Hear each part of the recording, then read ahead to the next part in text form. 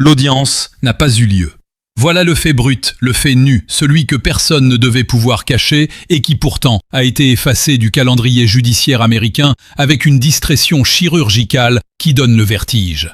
Ce 22 juin devait marquer une étape décisive dans l'une des affaires juridiques les plus explosives de ces dernières années et au dernier moment, la machine a choisi de s'arrêter. Pas de panne, pas d'accident, une décision. Un avis déposé en urgence le 18 juin 2026, validé discrètement le 19 juin, et hop, le grand rendez-vous judiciaire glisse silencieusement vers le 27 juillet prochain, à 10h du matin, heure de la côte est américaine. Un mois de plus. Un mois de silence. Un mois pendant lequel certains vont pouvoir respirer, recalculer, et peut-être nettoyer ce qu'il reste à nettoyer. Revenons au début, parce que cette affaire mérite qu'on lui accorde le temps qu'elle exige. Candace Owens, journaliste américaine à l'audience mondiale considérable, aux ressources juridiques et médiatiques que personne ne peut sérieusement sous-estimer, avait déposé une demande formelle de rejet de la plainte dirigée contre elle. Une demande de procédure, certes, mais une demande qui, si elle avait été examinée le 22 juin comme prévu, aurait pu modifier radicalement la trajectoire de toute cette procédure. Le tribunal du Delaware avait inscrit cette audience à son registre officiel. Et puis, quelques jours avant la date fatidique, l'audience a été reprogrammée. Avant même d'avoir pu exister, elle a disparu du calendrier. Le registre officiel du tribunal l'indique clairement. Ordonnance de planification, demande de rejet toujours en attente, nouvelle date fixée au 27 juillet 2026. Ce qui frappe, ce n'est pas uniquement le report en lui-même. Des audiences sont repoussées tous les jours dans tous les tribunaux du monde pour des raisons administratives parfaitement banales. Ce qui frappe, c'est le moment. C'est la précision du timing. L'audience initialement prévue fin avril avait déjà été repoussée en juin. Et voilà que juin glisse vers juillet. Chaque fois que l'échéance approche, quelque chose intervient pour l'éloigner d'encore quelques semaines. On pourrait appeler cela une coïncidence. On pourrait aussi appeler cela une stratégie d'usure, une technique parfaitement rodée qui consiste à laisser l'attention du public s'émousser, à laisser la pression médiatique retomber, à espérer que le prochain scandale, la prochaine crise, le prochain grand titre détourne les regards au moment précis où ils devraient rester fixés sur cette procédure. Et il faut être honnête, cette technique fonctionne, elle a toujours fonctionné. On attend encore, et à un moment, la fatigue s'installe. C'est humain, c'est même prévisible. Et c'est précisément pour cela que les mécanismes de ce type de report méritent d'être examinés avec une attention particulière, sans se laisser bercer par l'idée que rien d'important ne se joue dans ces silences apparents. Car dans le silence, il se passe des choses. Des choses que le droit américain va rendre très difficiles à dissimuler si l'affaire continue sa progression. Voici ce que peu de commentateurs prennent le temps d'expliquer clairement. Si le juge, le 27 juillet prochain, refuse d'accéder à la demande de rejet déposée par Candace Owens, l'affaire entre immédiatement dans la phase dite de découverte des preuves. Et cette phase, en droit américain, est d'une brutalité légale absolument sans équivalent dans la plupart des systèmes juridiques occidentaux. Ce n'est pas une formalité, ce n'est pas une étape symbolique. C'est l'obligation légale, implacable, non négociable de fournir à la partie adverse l'intégralité des documents, communications, échanges électroniques, archives personnelles, dossiers médicaux confidentiels, courriels supprimés, messages cryptés, absolument tout ce qui présente un lien avec l'affaire en question.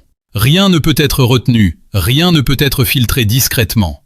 Les avocats américains qui instruisent ce type de procédure ne sont pas sensibles aux pressions extérieures, aux appels téléphoniques diplomatiques, aux arrangements discrets dans les couloirs feutrés des ambassades. Ils suivent la loi. Et la loi, dans ce cas précis, est impitoyable. C'est là que le choix du Delaware comme terrain de bataille prend une dimension particulière. Le Delaware est un État américain connu pour son régime juridique et fiscal extrêmement favorable aux entreprises et aux structures financières complexes. C'est également, et ce n'est pas un détail anodin, le fief politique historique de la famille présidentielle américaine actuelle. Ce choix de juridiction n'est pas le fruit du hasard ou d'une préférence pour les paysages de la côte atlantique. C'est un choix stratégique, et en déposant sa demande de rejet précisément dans ce tribunal, Candace Owens a retourné l'arme contre ceux qui pensaient peut-être tenir leur terrain le plus sûr. Si la demande de rejet est refusée le 27 juillet, les semaines qui suivront seront d'une intensité juridique et médiatique que personne impliqué dans cette affaire ne pourra ignorer. Et si l'on comprend cela, alors le report de ce 22 juin prend une signification qui dépasse largement le simple problème d'agenda surchargé. Chaque semaine gagnée est une semaine de plus pour préparer, pour organiser, pour tenter de limiter l'impact de ce qui pourrait arriver. C'est une opération de gestion du risque, menée avec les outils que seules certaines catégories de personnes ont à leur disposition. Des avocats grassement rémunérés, des réseaux d'influence et la capacité à agir sur les calendriers judiciaires de manière à ce que la pression retombe juste assez pour permettre une respiration. Il faut également dissiper une confusion que certains commentateurs ont soigneusement entretenue ces derniers jours. Candace Owens n'a pas gagné le 22 juin, mais ses adversaires n'ont pas gagné non plus. Il ne s'est strictement rien passé. Le vide, une annulation de dernière minute, un registre de tribunal mis à jour discrètement et une nouvelle date projetée dans un futur suffisamment lointain pour laisser le temps à la poussière de retomber. Ce n'est ni une victoire ni une défaite, c'est un report. Mais un report qui, dans le contexte de cette affaire, parle plus fort que n'importe quel verdict. Il y a aussi une autre affaire, en France, jugée par des tribunaux nationaux, qui a été agitée ces derniers jours comme si elle constituait un élément de réponse à la procédure américaine. Ce sont deux choses entièrement distinctes. Une procédure française devant des juridictions françaises n'a aucune incidence directe sur une procédure engagée devant un tribunal américain, régi par le droit américain, avec ses propres règles, ses propres obligations et ses propres mécanismes de contrainte. Les mélanger, les présenter comme des éléments d'un même ensemble, c'est soit une erreur de compréhension juridique, soit une tentative délibérée de noyer les enjeux réels dans un brouillard d'informations contradictoires. Ce qui se joue réellement ici, c'est une question de précédent.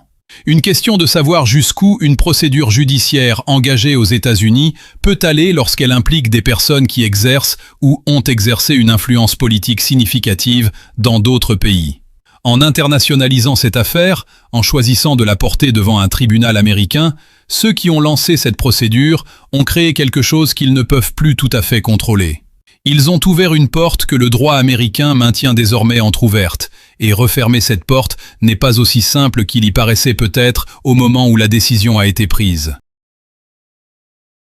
On peut penser à d'autres moments de l'histoire récente où des mécanismes de protection institutionnelle ont semblé fonctionner avec une efficacité troublante au moment précis où ils étaient le plus nécessaires. Les caméras de surveillance qui tombent en panne, les documents qui disparaissent des archives au moment le plus inopportun, les témoins qui se rétractent, les procédures qui s'étirent sur des années jusqu'à ce que l'attention publique se soit définitivement détournée. Ce ne sont pas des phénomènes nouveaux. Ce qui est peut-être nouveau, c'est la capacité de certains à suivre ces mécanismes en temps réel, à documenter chaque report, chaque ajustement de calendrier, chaque modification discrète du registre d'un tribunal, et à rendre cette documentation accessible à une audience qui n'est plus captive d'un seul canal d'information. Candace Owens n'est pas une voix isolée que l'on peut faire taire avec un article condescendant ou une campagne de dénigrement bien organisée. Elle dispose d'une audience mondiale qui se compte en dizaines de millions de personnes, de ressources juridiques substantielles et d'une détermination que les reports successifs n'ont pas entamée. Chaque fois que la date d'audience a été repoussée, son audience a continué de suivre l'affaire. Chaque fois que le calendrier a glissé, la documentation disponible sur la procédure s'est enrichie. Le temps que certains cherchent à gagner est aussi le temps pendant lequel l'affaire continue d'exister, de circuler, d'être analysée et commentée par des personnes qui ne sont pas disposées à l'oublier. Ce 27 juillet 2026 à 10h du matin, heure de la côte Est, est désormais gravé dans le calendrier de cette affaire. Ce sera soit le moment où la demande de rejet est accordée et où la procédure s'arrête, soit le moment où elle entre dans sa phase la plus intense, la plus contraignante et potentiellement la plus révélatrice. Il n'y a pas de troisième option facile, et c'est peut-être cela, plus que tout le reste, qui explique la nervosité perceptible dans les semaines qui ont précédé ce report inattendu. D'ici là, il faut s'attendre à du bruit, beaucoup de bruit.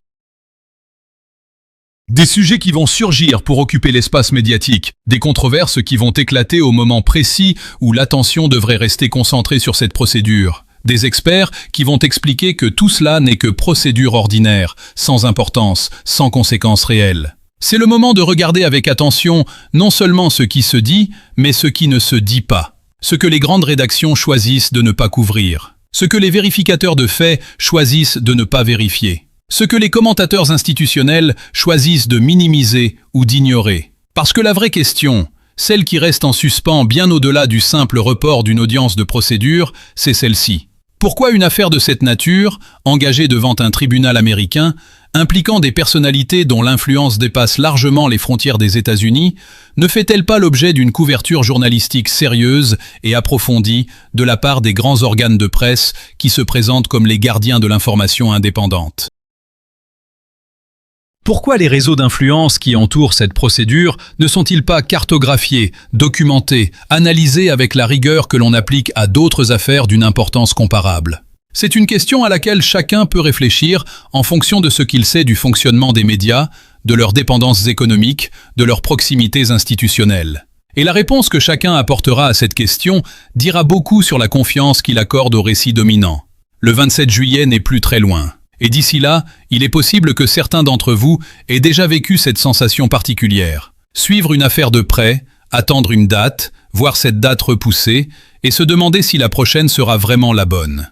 C'est une expérience qui génère une forme de fatigue, mais aussi, paradoxalement, une forme de vigilance accrue. Parce que chaque report confirme que quelque chose mérite d'être regardé. Si cette affaire n'avait aucune importance, personne ne prendrait la peine de repousser les dates. On laisse mourir dans l'indifférence ce qui ne représente aucun danger. On retarde ce qui fait peur. Le Delaware attend.